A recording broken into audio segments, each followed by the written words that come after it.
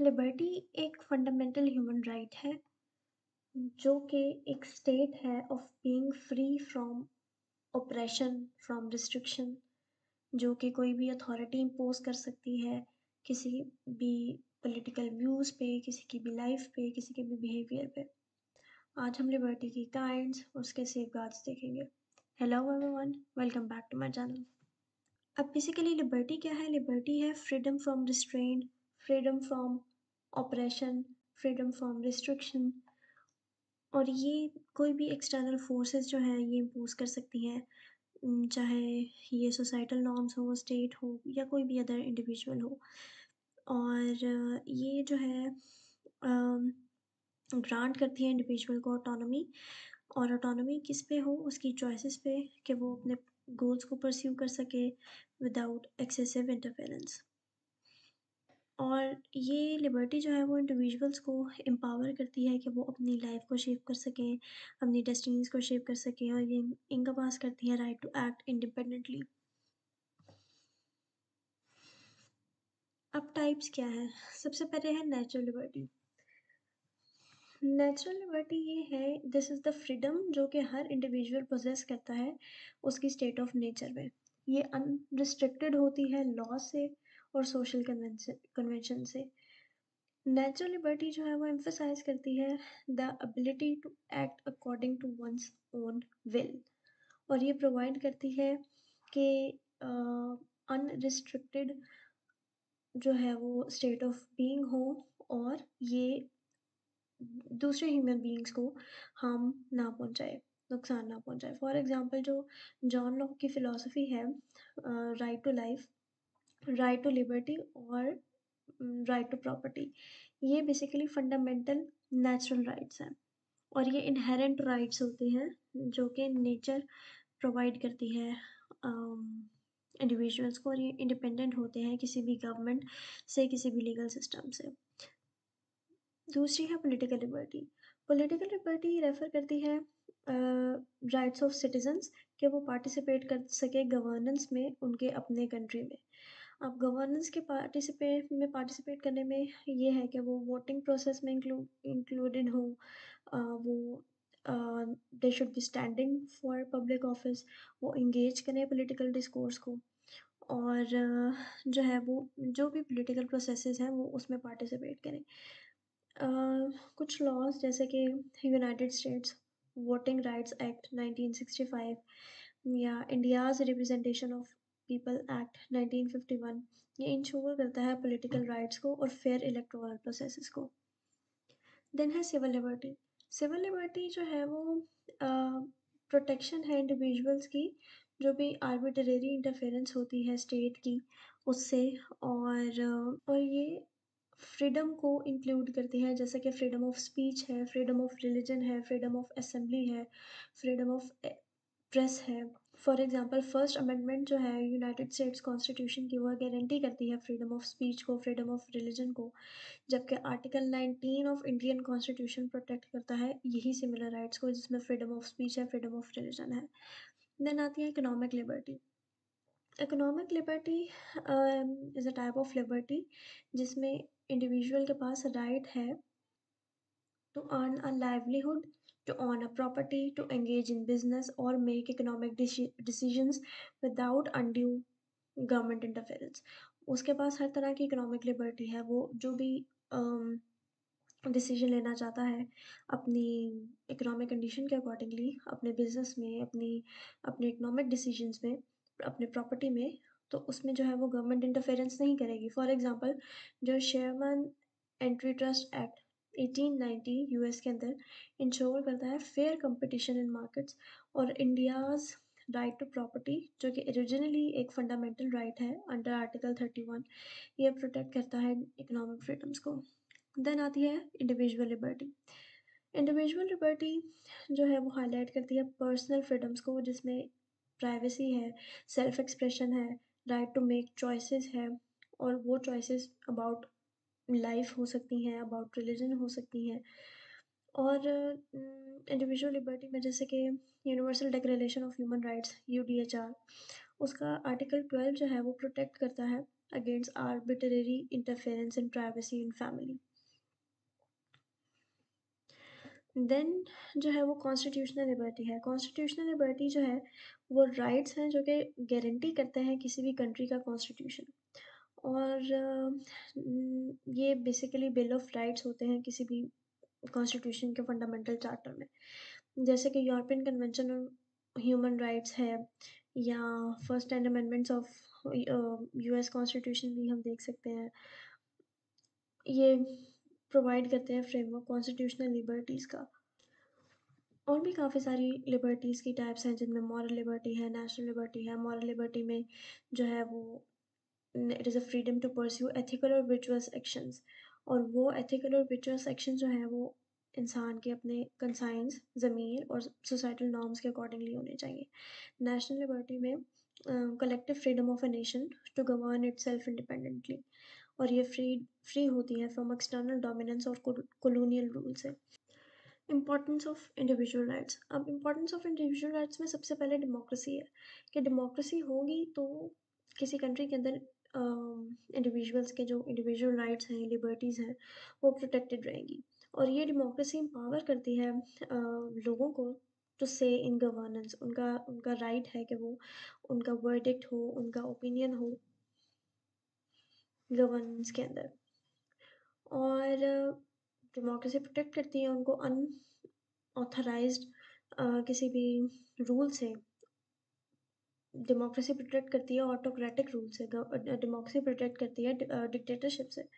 जैसे कि Magna carta है, ये एक डिक्लेरेशन है 1215 में ये इस्टेब्लिश किया गया था, और ये अर्ली डेमोक्रेटिक प्रिंसिपल्स को इंश्राइन करता है और ये लिमिट करता है मोनार्कियल पावर को। फिर उसके बाद रूल ऑफ लॉ है। रूल ऑफ लॉ जो है वो इंश्योर करता है कि लॉज इक्वली अप्लाइड होने चाहिए, फेयरली अप्लाइड होने चाहिए, और किसी भी तरह का अब्यूज़ ऑफ पावर नहीं होना चाहिए इंडिविजुअल्स के ऊपर। जैसे कि 1679 में हेबियस कॉर्पस एक्ट इंग्लैंड के अंदर ये उसने इंश्योर किया था प्रोटेक्शन अगेंस्ट अनलॉफुल डिटेंशन। और फिर गुड गवर्नेंस है। गुड गवर्नेंस प्रमोट करती है अकाउंटेबिलिटी को, ट्रांसपेरेंसी को, रिस्पेक्ट करती है ह्यूमन राइट्स को, जैसे कि United Nations sustainable development goals में इम्पोर्टेंट किया गया है।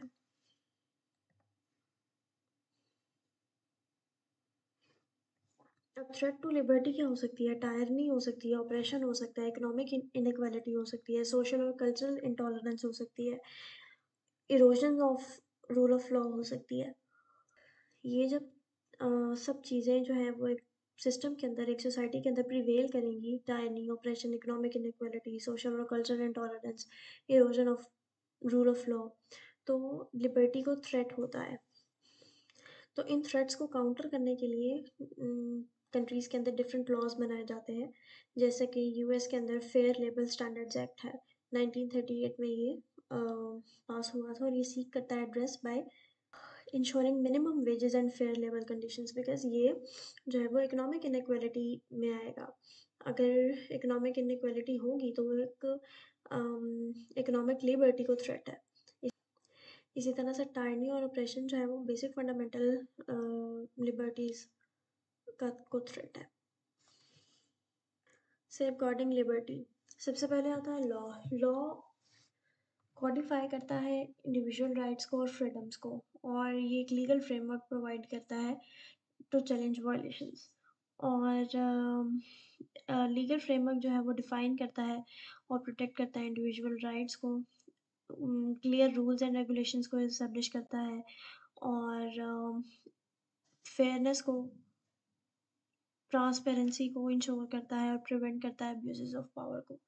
देन इंडिपेंडेंस ऑफ जुडिशरी, किसी भी एक सोसाइटी के अंदर इंडिपेंडेंस ऑफ जुडिशरी होना बहुत ज़रूरी होता है, और ये इंडिपेंडेंस ऑफ जुडिशरी इंश्योर करती है इम्पार्शियल एजुडिकेशन को, और प्रोटेक्ट करती है स्टेट ओवर रीच को। For example Marbury versus medicine 1803 का केस था, और ये इसने जुडिशियल रिव्यू को एस्टेब्लिश किया था यूएस के अंदर।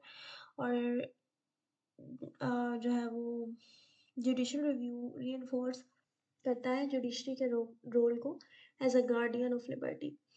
फिर डेमोक्रेसी है। डेमोक्रेसी इनकरेज करता है सिटीजन पार्टिसिपेशन को, अकाउंटेबिलिटी को, ट्रांसपेरेंसी को, चेक्स एंड पावर्स को, और गुड गवर्नेंस को। और इंडियन इलेक्शन कमीशन जो है वो मॉडल कोड ऑफ कंडक्ट है और वो इंश्योर करता है free and fair elections for example. और देन फंडामेंटल राइट्स है। Fundamental rights they they basically इंश्राइन की फ्रीडम्स, जिनमें फ्रीडम ऑफ स्पीच है, फ्रीडम ऑफ लाइफ है, फ्रीडम ऑफ एक्सप्रेशन है, फ्रीडम ऑफ असेंबली है, फ्रीडम ऑफ रिलीजन है, फ्रीडम ऑफ अथॉरिटी है, फ्रीडम ऑफ इकोनॉमिक लिबर्टी है।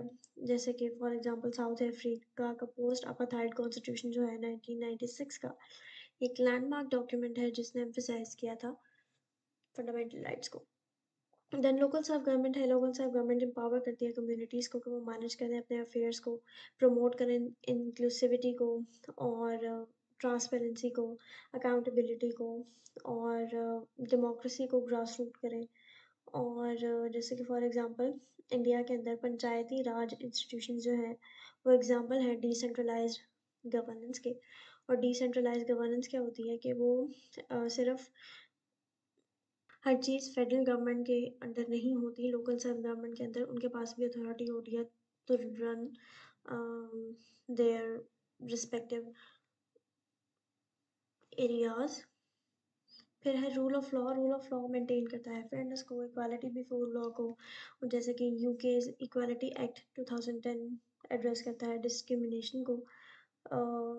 और इक्वालिटी को इंश्योर होना चाहिए, जस्टिस को इंश्योर होना चाहिए।